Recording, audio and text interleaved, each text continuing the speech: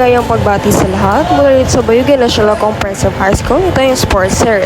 Live na live tayo ngayon sa men's pagtakraw kung saan nagtatagisa ng tika sa tiksi ang dalawang kupunan ng Team White at Team Black.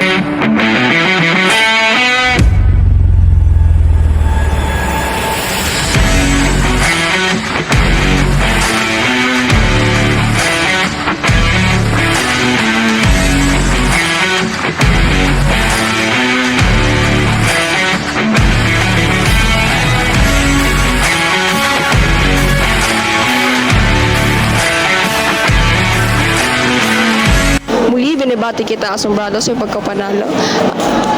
Thank you po. Ano masasabi mo sa iyong paglalaro ngayon? Maingunan ako is kaning dili pa kay tarong gid mong play gid karong adlaw kay dili pa kay makasinabot ba niya.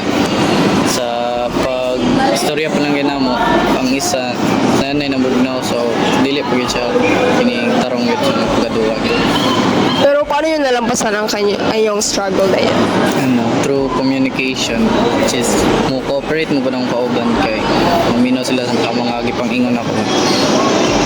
Ano yung mga techniques or strategies na ginamit upang kayo ay manalo? Ang strategies na ginamit ay ang gigamit kay is mag-focus sa bola pag first ball niya, set play.